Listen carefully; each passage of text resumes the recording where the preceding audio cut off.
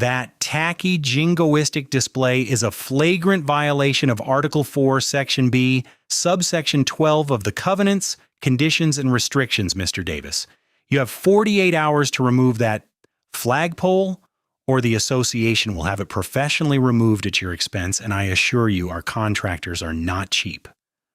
The voice, thick with the syrupy condescension of unearned authority, belonged to Karen Miller, president of the Oak Hollow Homeowners Association. She stood on my freshly sodded lawn, a plus-size woman in a pastel pink tracksuit that strained at the seams, her arms crossed so tightly her fists were white. Her face was a mask of pursed-lipped indignation, her eyes scanning my property as if searching for other, lesser violations to add to her list. The tacky jingoistic display she was referring to was a 20-foot, commercial-grade aluminum flagpole I had just finished installing, from which a brand-new 50-star American flag was snapping smartly in the afternoon breeze. It was the first thing I'd wanted to do after closing on the house, a small but significant symbol of finally putting down roots after 20 years in the Air Force. For me, it wasn't jingoism, it was home. But to Karen, it was an architectural splinter in the eye of her perfectly curated suburban utopia, and her expression made it clear she was the only architect whose opinion mattered. The sheer audacity of her standing on my property, dictating what symbols I could or couldn't display, sent a hot spike of anger through the calm I'd cultivated over 2 decades of high-stress service. I could feel the old instinct stirring, the tactical part of my brain assessing threat vectors and optimal responses, but I clamped down on it. This wasn't a combat zone. This was a cul-de-sac. The rules of engagement were different, but the objective, defending my ground, was exactly the same. Before we get into how I handled Karen and her weaponized binder of rules, do me a favor. If you're enjoying this, hit that subscribe button and let me know in the comments where you're watching from. I'd also love to hear your own HOA nightmare stories, because I know I'm not alone in this fight. Now back to how a simple flagpole turned into an all-out war. My wife, Sarah, and our 2 kids, 12-year-old Mia and 10-year-old Josh, had just moved into this house 3 weeks prior.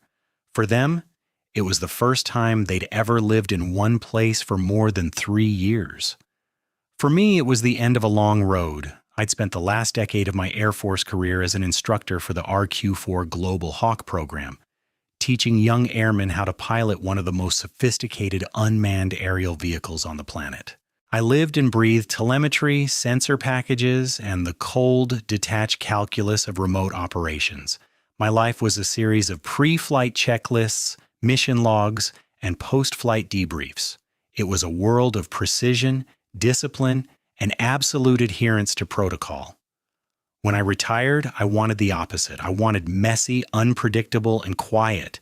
I wanted to coach Josh's Little League team and help Mia with her science fair projects. I wanted to spend Saturday mornings arguing with a lawnmower instead of analyzing satellite imagery. This house, this neighborhood, with its mature oak trees and the distant sound of kids playing, was supposed to be our sanctuary. We'd read the HOA covenants before buying, of course. They seemed standard enough: rules about lawn maintenance, trash can placement, neutral paint colors, annoying but manageable. Nothing in the 300-page document suggested it was the governing manifesto of a petty tyrant. Karen Miller had been president for 15 years, a fact she mentioned within the first 30 seconds of meeting us at the neighborhood welcome barbecue, her tone implying it was a life sentence she was serving for our collective benefit. She carried a leather-bound binder everywhere, its pages filled with highlighted rules and violation notices, and she wielded it less like an administrative tool and more like a scepter. The flagpole project was my first real homeowner undertaking. I'd done my due diligence, or so I thought. I checked city ordinances, which explicitly permitted residential flagpoles up to 25 feet. I even skimmed the HOA covenants again, finding a vague clause about exterior attachments and structures requiring approval from the Architectural Review Committee, a committee of one, Karen. I figured a flagpole flying the American flag was a pretty safe bet. It felt more like a right than a request. So I skipped the formal submission, a decision born not of defiance, but of a naive belief in common sense. I hired a contractor, had a proper concrete base poured, and erected the pole myself. Seeing the flag unfurl against the blue Texas sky filled me with a profound sense of peace. It was a declaration that Master Sergeant Mark Davis was finally, permanently home. That peace lasted exactly 1 day. My initial response to Karen's on-lawn ambush was to remain perfectly still, my hands resting on my hips, my face a neutral mask. I let her finish her tirade, letting the silence hang in the air after her threat. "Ma'am," I began, my voice level and calm, "I appreciate you bringing your concerns to my attention. However, the Freedom to Display the American Flag Act of 2005 is a federal law that explicitly prevents a homeowners association from restricting a homeowner's right to display the U.S. flag on their residential property." I saw a flicker of confusion in her eyes, a brief disruption in her steamroller momentum. She was used to dealing with homeowners who were either intimidated or apologetic. She wasn't prepared for a calm, factual rebuttal.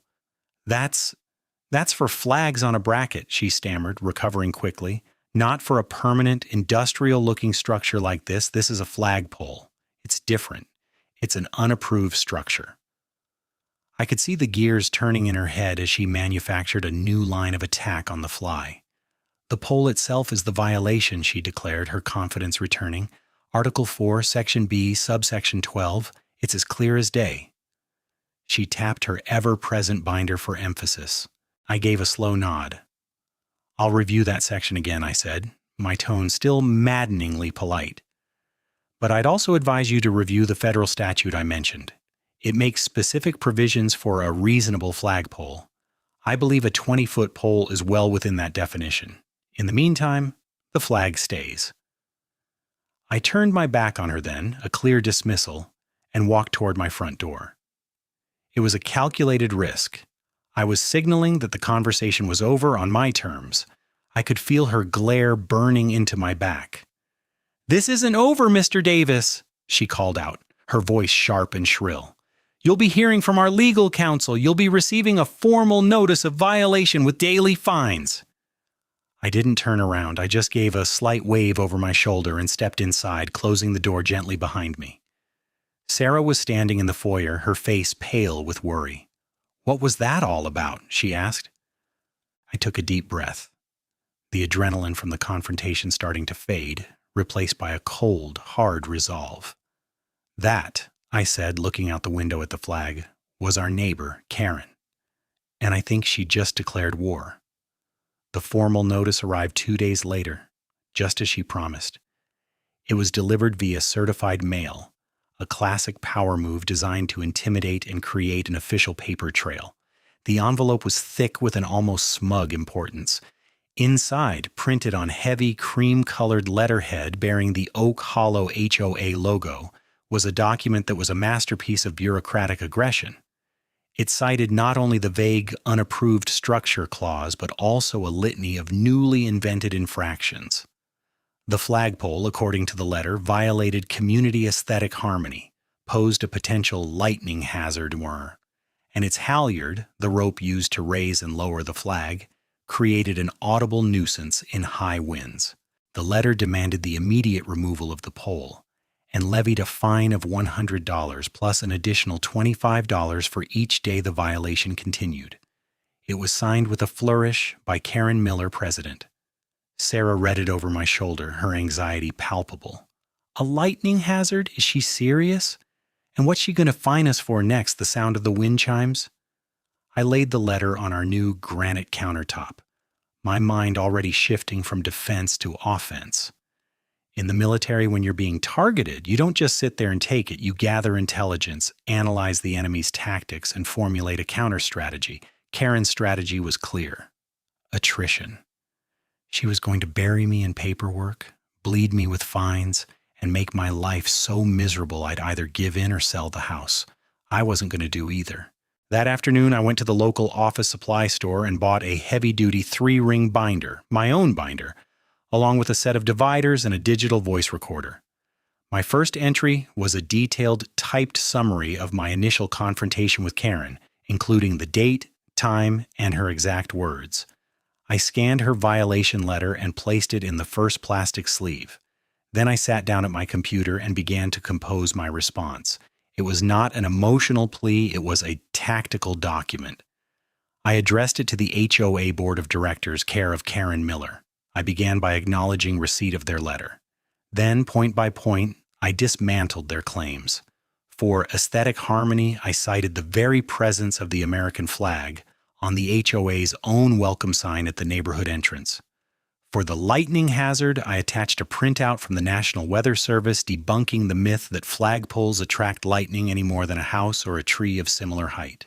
For the audible nuisance, I noted that the sound of a rope tapping against a metal pole was significantly less disruptive than the gas-powered leaf blowers her preferred landscaping company used every Tuesday at 7 a.m.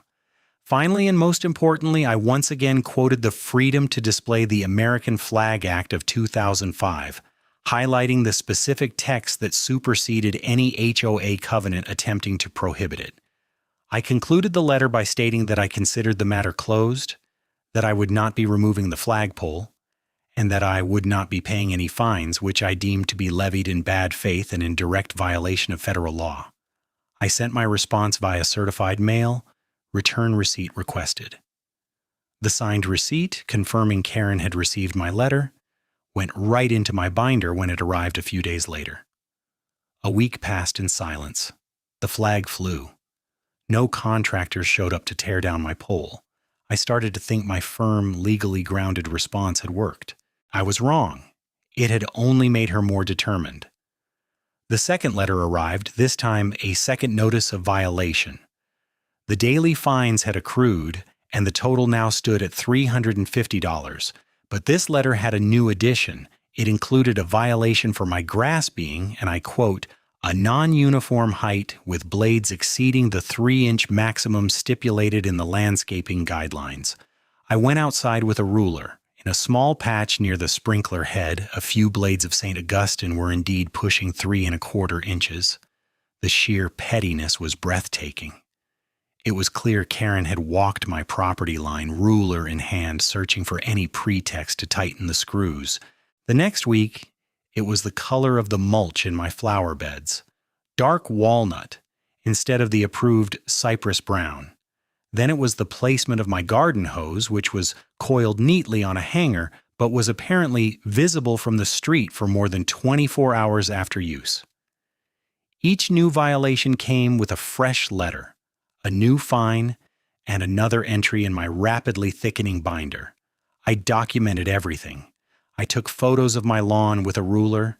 I kept the receipt for the dark walnut mulch. I started filming my front yard with a time-lapse camera to prove the hose was put away daily. I was building a case file just like we did for mission debriefs, creating an undeniable record of escalating harassment.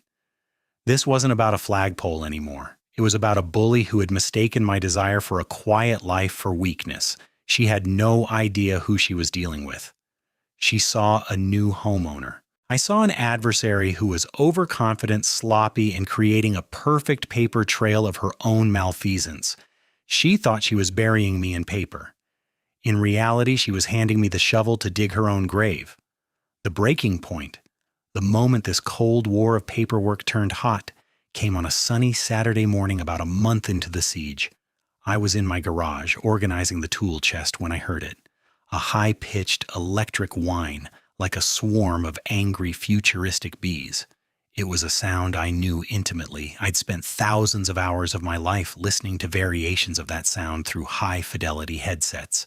It was the sound of multi-rotor drone propellers slicing through the air. I stepped out of the garage and scanned the sky. There it was, a small black quadcopter, maybe a DJI Mavic or something similar, hovering about 50 feet up, directly over my backyard. Its camera gimbal was pointed straight down at my property. My blood ran cold, then hot. This was an escalation I hadn't anticipated. Karen wasn't just walking my property line anymore, she was conducting aerial surveillance. The sheer, unmitigated gall of it was staggering. It was a gross invasion of my family's privacy. My daughter Mia was in the backyard practicing her soccer kicks. My wife was reading a book on the patio, and this thing was just hanging there, a robotic peeping Tom capturing God knows what. My first instinct was a purely military one.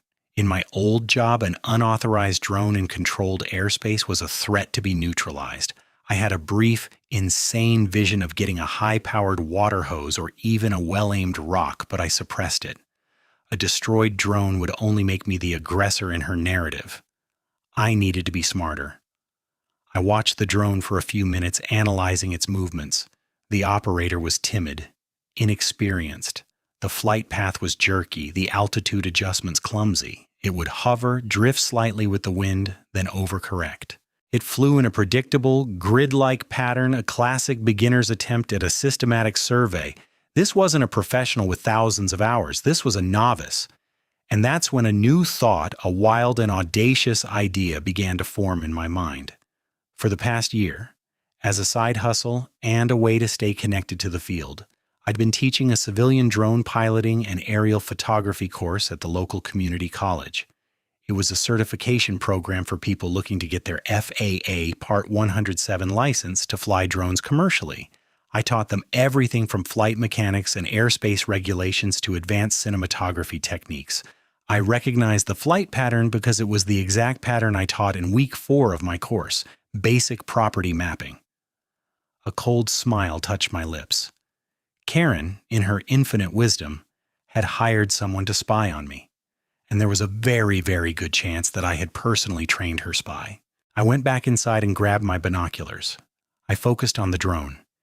It was a DJI Mavic 2 Pro, a solid piece of prosumer hardware. I could just make out a small silver asset tag on one of its landing struts. It was one of the tags I provided to my students who purchased their starter kits through me. I'd set up a deal with the distributor, and I offered a complete package, drone, extra batteries, controller, case, and even the asset tags to my graduates at a discount. I kept meticulous records of those sales. I walked back inside, my heart pounding with a new electric energy. I pulled out my laptop and opened a spreadsheet file labeled Student Equipment Sales. I scrolled down the list of names, my eyes scanning the serial numbers and asset tag IDs, and there it was. Asset tag number 77B-4, sold 3 months ago to a young man named Leo Ramirez. I remembered him clearly. He was sharp, ambitious, a little overeager, but a good kid. He wanted to start his own small business doing real estate photography and property inspections. He'd been one of my best students. Karen hadn't just hired one of my students. She had hired one of my best students who was flying a drone that I'd sold him. A wave of dark, ironic satisfaction washed over me.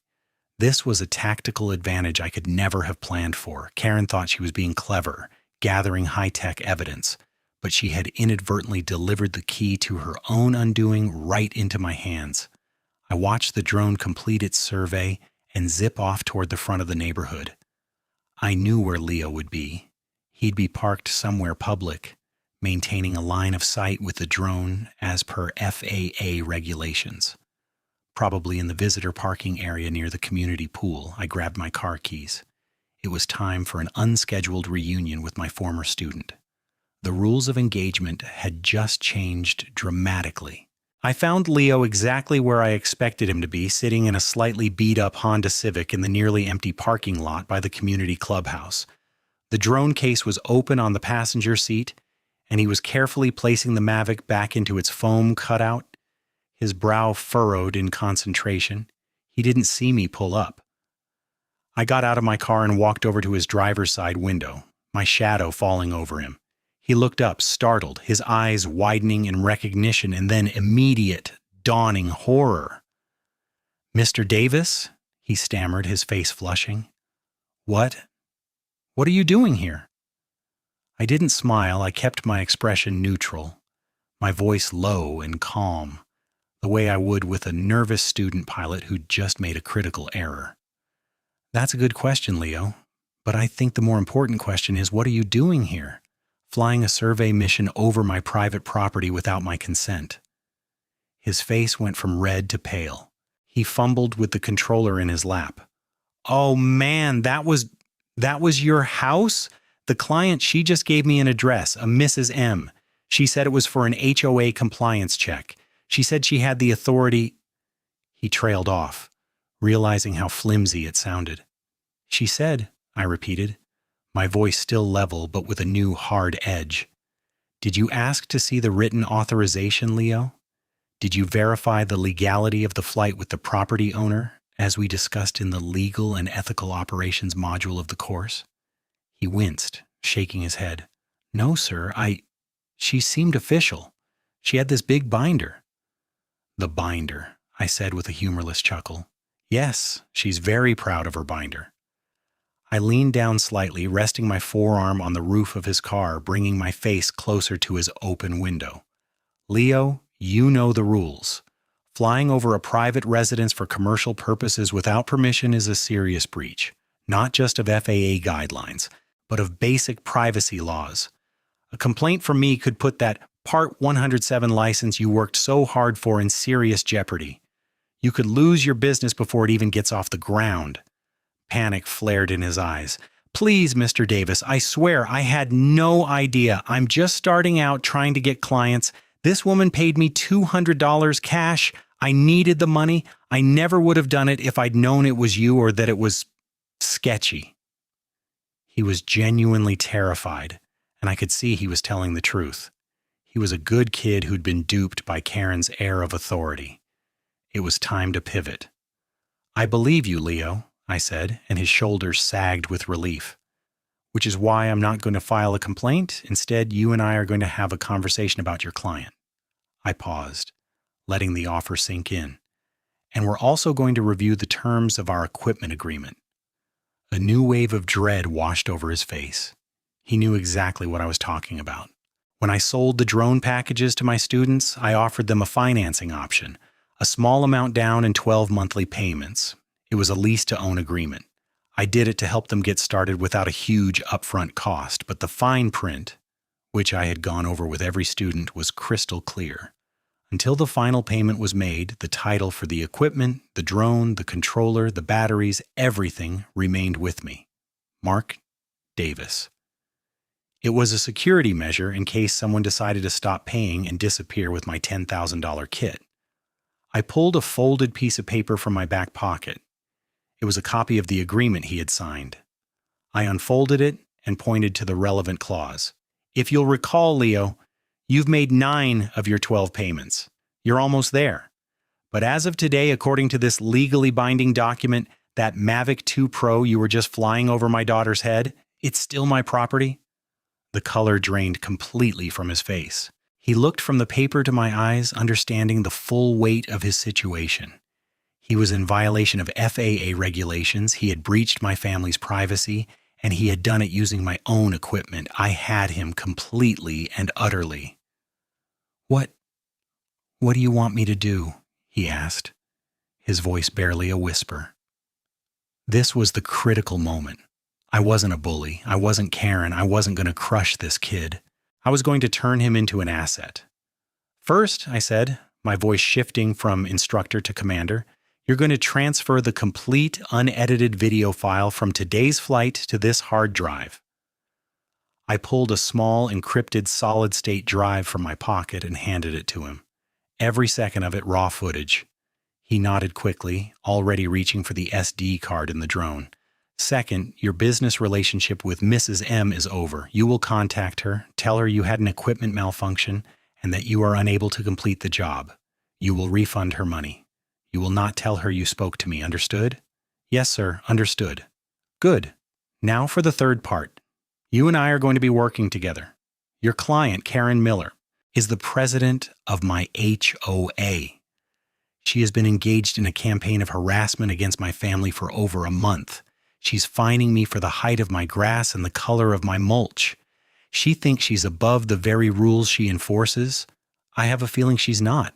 I have a feeling her own property might not be 100% compliant with her precious covenants.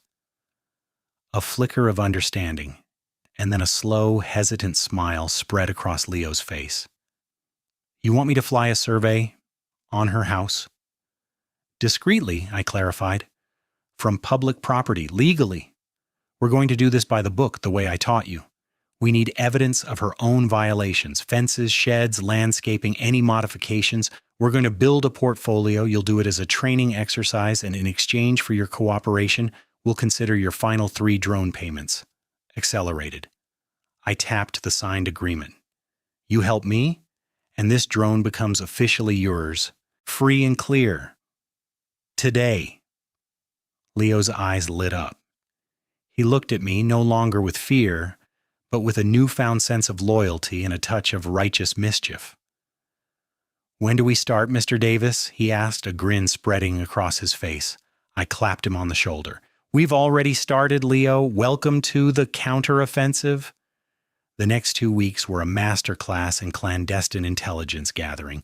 Leo, now a fully committed and enthusiastic ally, became my eyes in the sky. We operated with the precision of a military reconnaissance unit. Our first target was, of course, Karen Miller's own fortress at the end of the cul-de-sac. Working from a carefully planned flight path that kept the drone over public roads or the property of consenting neighbors, Leo conducted a series of high-resolution aerial surveys. We did it in the early morning, when the light was good and activity was low. I sat with him in his car, a second monitor rigged to the controller feed, directing his shots like a film director. Okay, Leo, push in slowly on the rear of the property. Give me a top-down view of that deck. Hold it there. Perfect. The footage that fed into my encrypted hard drive was a goldmine of hypocrisy. Karen's sprawling back deck, which we could see was made of a non-approved composite material, was at least 100 square feet larger than the maximum size stipulated in the HOA architectural guidelines. Her fence, a glaring white vinyl affair, was 6 inches taller than the 6-foot limit and was made of a material explicitly forbidden in favor of natural wood tones. We even got a crystal-clear shot of a large, unpermitted shed tucked away behind a row of hedges, its roofline clearly visible from above. The irony was so thick you could cut it with a knife. She was fining me for a 1/4 inch of grass while her own property was a monument to the very violations she lorded over everyone else. But I knew this wasn't just about Karen. A dictator is only as strong as the fear she instills in her subjects.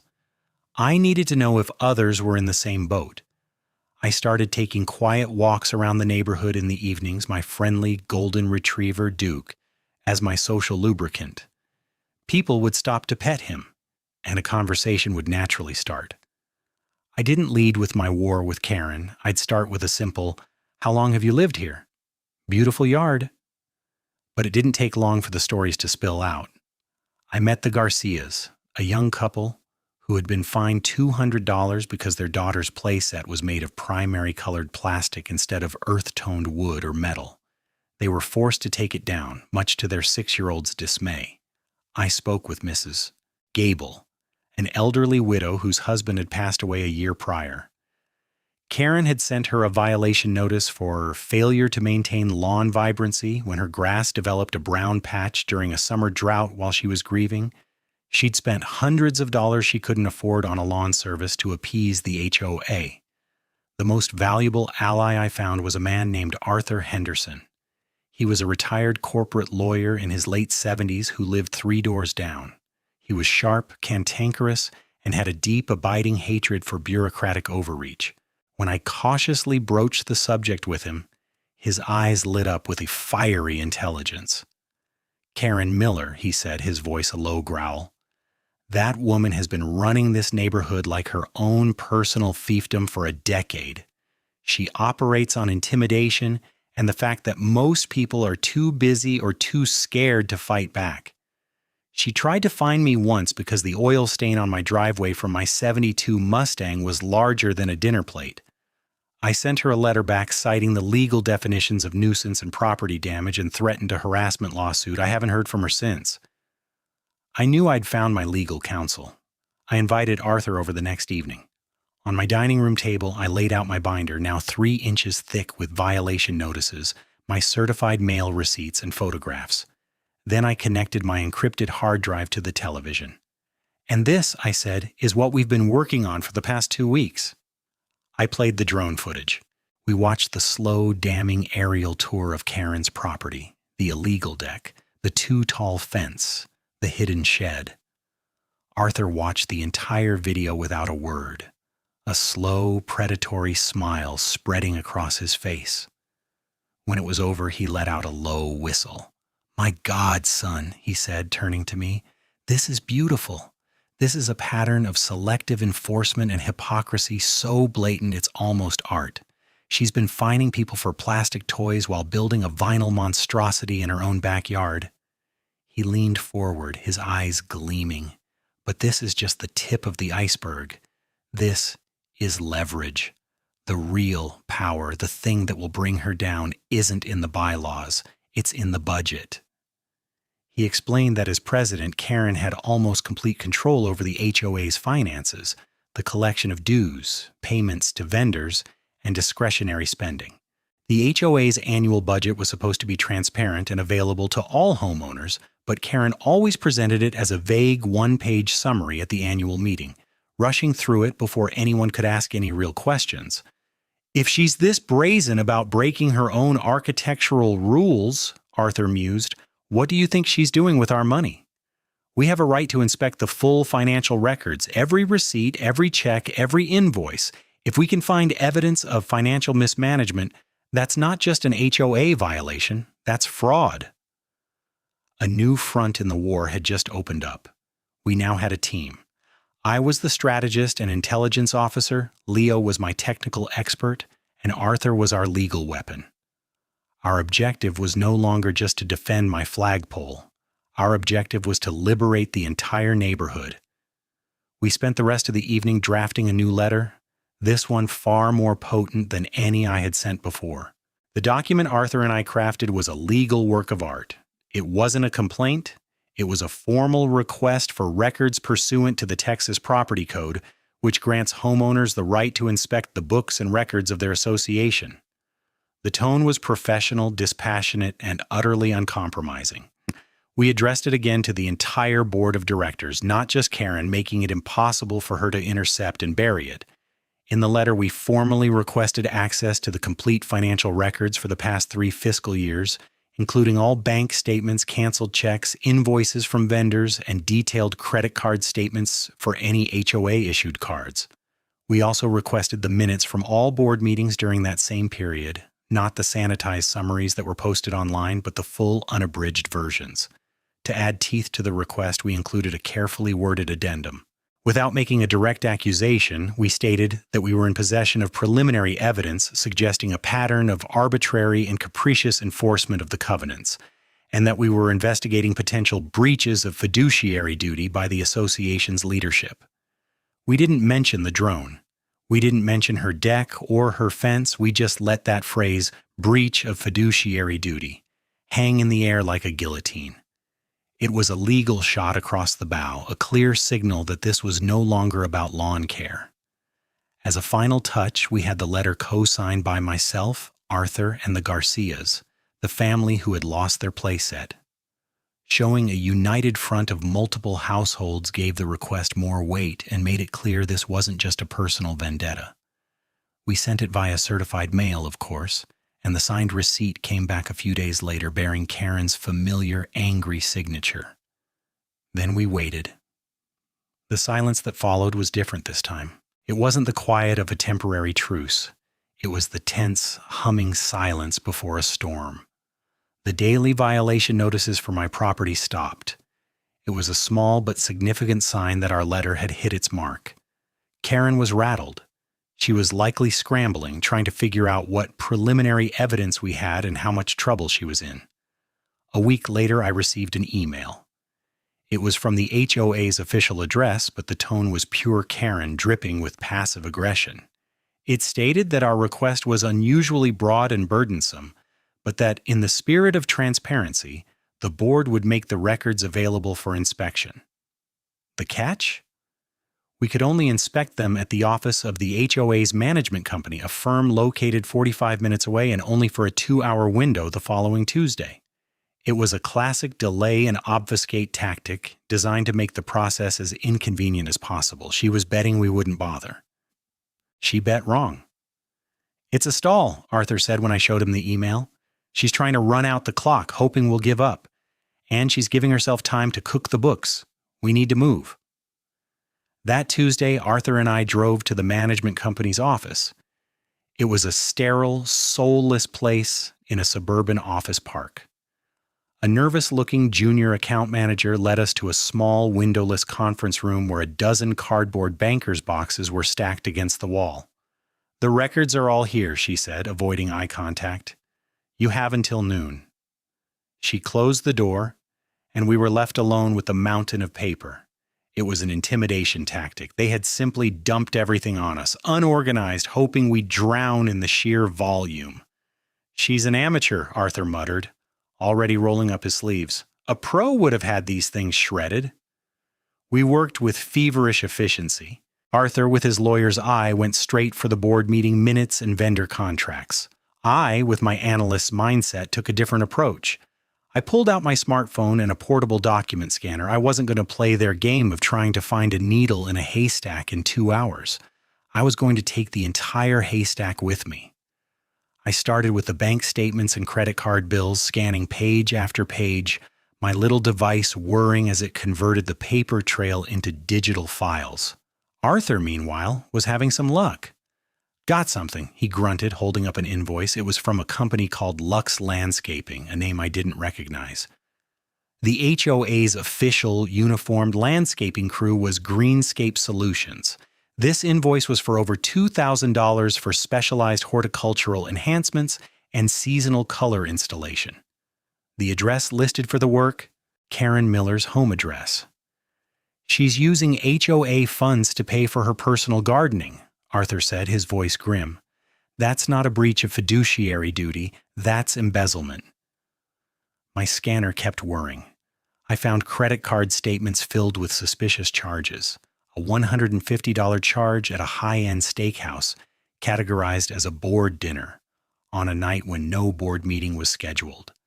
Multiple charges at a home decor store, patio and hearth, totaling over $5,000, likely for her illegal deck. And then I found the smoking gun. It was a series of checks written to a company I'd never heard of, KM Consulting. Each check was for a flat fee of $500, issued monthly for the past 2 years. The payee address was a P.O. box. The memo line on each check simply read, "Management Services." A quick search on my phone for KM Consulting yielded no results. No website, no business registration, but the initials were obvious, Karen Miller. She had created a phantom consulting firm and was paying herself a management fee of $500 a month, directly from the HOA's coffers on top of her unpaid volunteer position as president. It was blatant, systematic fraud. By the time the account manager knocked on the door at noon, my scanner had captured 3 years of financial statements, and my hard drive held gigabytes of damning evidence. We had her. We had her on the architectural violations, the selective enforcement, the abuse of power, and now, the outright theft of community funds. The war was about to enter its final public phase. Karen thought she could bury us in paper, but she forgot that paper leaves a trail, and I had just digitized every last crumb. Karen, sensing the walls closing in, made a final, desperate gamble. It was a move born of pure hubris, a belief that she could still control the narrative through sheer force of will and public shaming. She called a special community meeting, sending out an email to the entire neighborhood with a subject line that screamed urgency, urgent, addressing willful and continued covenant violations by a homeowner. The email didn't name me, but it didn't have to. It spoke of a homeowner who had shown brazen disregard for our community standards and who was challenging the very foundation of the rules that protect our property values. The agenda was simple: a presentation by President Miller on the violations, followed by a community vote to authorize the board to place a lien on the homeowner's property and pursue all legal avenues for compliance, including foreclosure. It was the nuclear option. She wasn't just trying to find me anymore, she was trying to take my house. The meeting was scheduled for the following Thursday evening in the community clubhouse. It was her arena, her home turf. She was planning to make an example of me. What she didn't know was that we were planning to make an example of her. The days leading up to the meeting were a flurry of preparation. Arthur, Leo, and I huddled in my living room. which now resembled a campaign headquarters. We had our evidence organized into a devastatingly simple PowerPoint presentation. We had the drone footage of her house, queued up and ready to play. We had the scanned invoices from Lux Landscaping and the patio and hearth credit card statements. And we had the pièce de résistance, a slide showing the monthly $500 checks made out to the non-existent KM Consulting. We also expanded our ground game. Arthur and I, along with the Garcias and Mrs. Gable, went door to door. We didn't show them our evidence. We were saving that for the big reveal. Instead, we simply talked to our neighbors. We told them that there was more to the story than Karen was letting on. We spoke about the need for transparency and fairness. We urged them to come to the meeting, not just to watch a public flogging, but to listen to both sides and ask hard questions. Our secret weapon was a woman named Maria, a neighbor who worked as a producer for a local news channel. After hearing our story and seeing a small sample of our evidence, her journalistic instincts went into overdrive. She promised to have a camera crew at the meeting, ostensibly to cover a heated HOA dispute, a common human interest story. Karen, blinded by her own self-importance, would see the camera and think it was there to document her righteous victory. She wouldn't realize it was there to film her downfall. The night of the meeting, the clubhouse was packed. More residents than had ever attended an annual meeting were crowded into the stuffy room, their faces a mixture of curiosity, apprehension, and resentment. The air was thick with tension. Karen stood at a podium at the front of the room, flanked by the two other largely silent members of the HOA board. She was dressed in a severe navy blue pantsuit, her binder laid open before her like a holy text. She looked confident, powerful, and completely in control. Arthur and I sat in the front row, our faces impassive. Leo was positioned discreetly in the back with a laptop, ready to run the projector. The news camera was set up in a corner, its red recording light a tiny, ominous beacon. Karen began her presentation with a solemn, self-aggrandizing speech about her years of thankless service to the community. She spoke of her duty to uphold the covenants that all of us agreed to. Then, she turned her attention to me. A picture of my house, with the flagpole circled in red, appeared on the projector screen behind her. "For weeks," she boomed, her voice full of theatrical pathos, "we have dealt with a homeowner who believes the rules do not apply to him, Mr. Mark Davis of 124 Oak Drive." A murmur went through the crowd. Despite multiple notices and generous opportunities to comply, he has willfully and arrogantly refused to remove an unapproved industrial structure from his property. She clicked through a series of slides showing the violation notices she had sent, the certified mail receipts, the accrued fines. It was my binder, weaponized against me. His defiance threatens the aesthetic integrity of our neighborhood and sets a dangerous precedent. If we let one person flout the rules, soon there will be chaos. That is why the board is asking for your support tonight to take the strongest possible action. She finished her speech and stood there, basking in what she assumed was the crowd's support. The room was silent. She looked at me, a smug, triumphant smile on her face. "Mr. Davis," she said, her voice dripping with false magnanimity, "do you have anything to say for yourself before we call the vote?" I stood up slowly. "I do, as a matter of fact." I walked to the front of the room, holding a small remote for the projector. "Thank you, Karen, for that presentation. You've shown everyone the rules you're so passionate about enforcing. Now, if you don't mind, I'd like to show them the rules you're so passionate about breaking." And with a click of the remote, the image of my flagpole vanished, replaced by a stunning, high-definition, top-down drone shot of Karen Miller's backyard. A collective gasp went through the room. On the large screen behind Karen, her own illegal deck was displayed in glorious, undeniable detail. I used the laser pointer on the remote to trace its outlines. "According to Article 6, Section D," I began, my voice calm and steady, "decks are not to exceed 200 square feet and must be constructed of natural wood. This deck, as you can see, is made of composite material and by our measurements is over 350 square feet." Karen's face went white. She spun around to look at the screen, then back at me, her mouth opening and closing like a fish. Where Where did you get that?" she sputtered. "That's an invasion of privacy."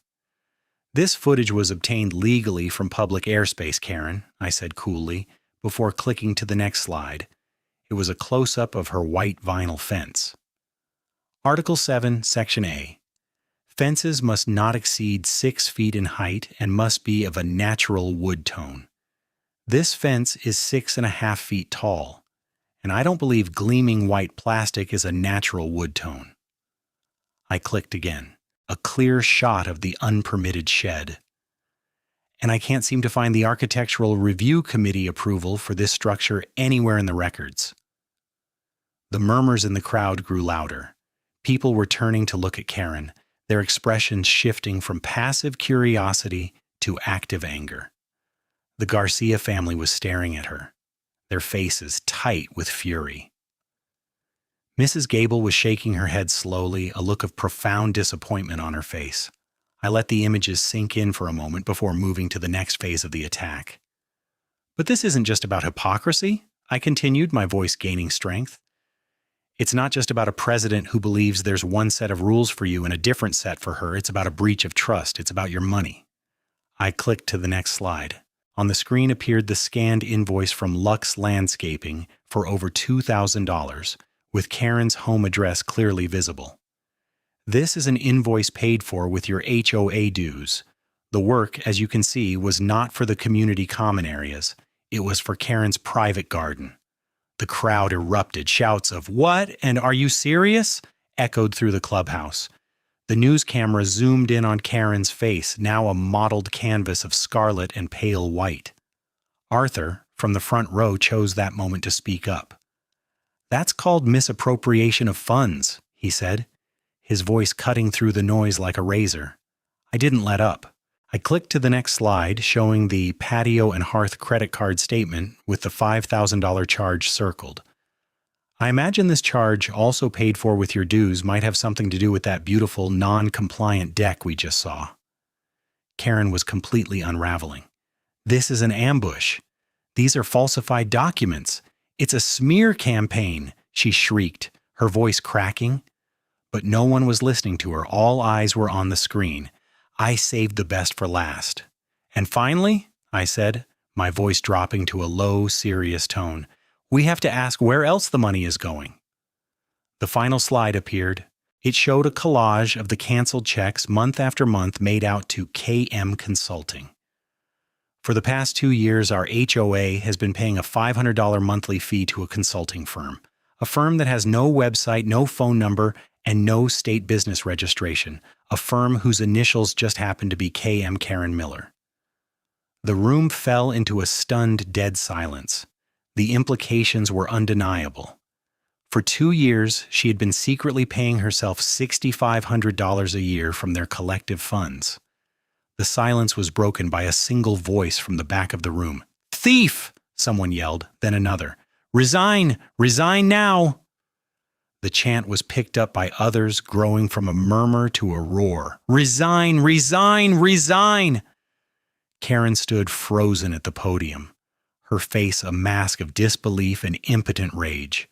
The power she had wielded for 15 years had evaporated in the space of 5 minutes. She looked out at the sea of angry faces, her neighbors, the people she had bullied and fined, and saw no allies, no defenders. The news camera was still rolling, capturing every second of her public humiliation. Her attempt to make an example of me had backfired in the most spectacular way imaginable. She hadn't just lost the argument. She had lost everything. Her authority, her reputation, and, as she was about to find out, her freedom. The immediate aftermath of the meeting was chaos, but a productive chaos. The 2 other board members, a mild-mannered accountant and a retired school teacher who had clearly been steamrolled by Karen for years, looked as shocked as anyone. Seeing the tide turn so completely, they immediately moved to adjourn Karen's sham vote. Arthur Henderson, seizing the moment, stood up and made a motion from the floor. "I move for an immediate vote of no confidence in President Karen Miller and for her immediate removal from the board pending a full independent audit of the HOA's finances." The motion was seconded by a dozen people at once. The vote was a formality. It was nearly unanimous. Karen, sputtering about illegal procedures and slander, was stripped of her title and her power right there, in the room she had intended as her coliseum. She stormed out of the clubhouse, pushing past the news camera and shouting threats of lawsuits that everyone knew were empty. Her reign was over. The next morning, the story was the lead segment on the local news. Maria had edited the footage brilliantly, contrasting Karen's self-righteous speech with the damning evidence on the projector screen and the angry faces of the residents. My flagpole, the catalyst for the whole affair, was shown at the end of the piece, its flag waving gently in the breeze, a symbol of the victory. The news report had an immediate effect. On Monday morning, 2 investigators from the State Attorney General's office arrived at the HOA management company. Armed with a subpoena and the information Arthur and I had provided, they seized every last box of financial records.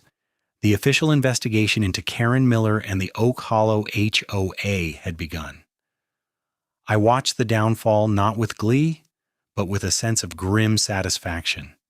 This was the inevitable outcome of unchecked power and arrogance. My role was largely over. I had presented the evidence. The justice system would now do its part. The final confrontation was one I didn't even have to be present for, but I witnessed it from a distance. About a week later, I was in my front yard, finally planting some of the cypress brown mulch Sarah had bought. We decided to comply with the reasonable rules, as a gesture of goodwill to the new era. A quiet, unmarked sedan pulled up and parked in front of Karen's house. 2 professionally dressed individuals, a man and a woman, got out and walked to her front door. They weren't in uniform, but they carried themselves with the unmistakable air of law enforcement. I saw Karen open the door, her face initially defiant. They spoke to her for a few moments. Her posture changed, her shoulders slumped. The fight seemed to drain out of her completely. She turned, went back inside for a moment, and came out with her purse. She was escorted to the car, not in handcuffs, but it was clear she was not going voluntarily. The car pulled away, and her house, which had once seemed like an imposing fortress of power, now just looked like any other house on the street, suddenly quiet and empty. The charges, as we would later learn, were severe. Multiple counts of felony embezzlement and wire fraud. Her phantom consulting firm was the nail in her coffin. Faced with the mountain of evidence, our evidence, she eventually pleaded guilty, was sentenced to 2 years of probation, and was ordered to pay full restitution to the HOA, a sum totaling over $20,000. A for sale sign appeared on her lawn a month later. The house sold quickly. The new owners were a young family who, on their first weekend, installed a basketball hoop over their garage, a clear and joyful violation of one of Karen's most despised rules. No one said a word. The neighborhood was healing. Arthur Henderson, drafted by popular demand, agreed to serve as the interim president, overseeing the transition to a new, more democratic board. The first thing they did was schedule a series of town halls to completely rewrite the covenants, simplifying the rules and removing the petty, vindictive clauses. The rule about playsets was the first to go, followed by the ridiculous mulch color specifications. The Garcias reinstalled their daughter's colorful playset, and it became a symbol of the neighborhood's newfound freedom. The restoration of the community was a slow and deliberate process, but it was a beautiful thing to watch. The new HOA board, composed of reasonable people who saw their role as service rather than rule, focused on community-building events instead of violation notices. They organized a neighborhood-wide garage sale, a 4th of July parade for the kids, and a fall festival. The atmosphere in the neighborhood changed palpably. People were friendlier, more relaxed.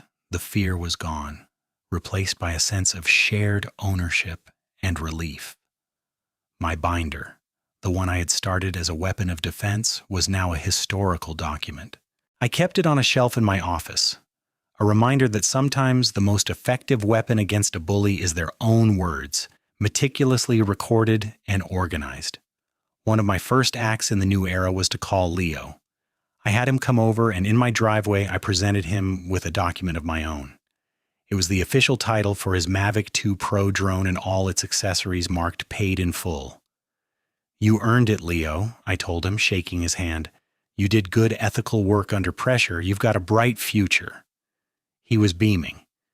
His little business was taking off, thanks in part to the professional-grade footage from our operations, which he now used in his portfolio.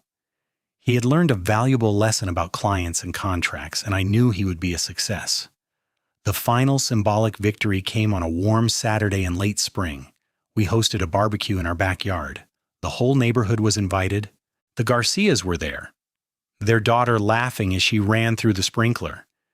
Mrs. Gable brought her famous potato salad and told me her lawn was now a perfectly acceptable mix of green and character-building brown.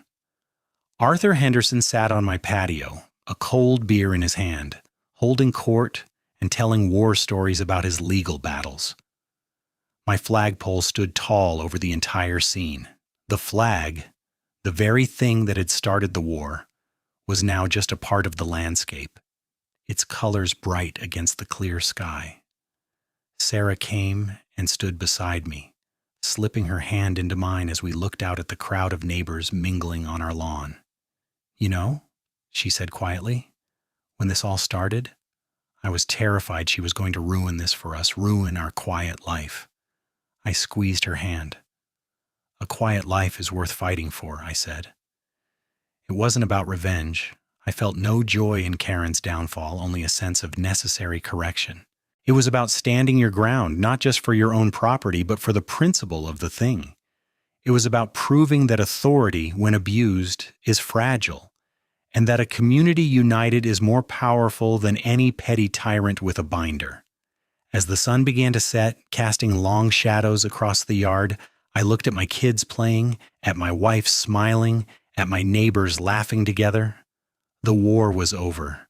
We had won the peace, and my flag, our flag, flew freely.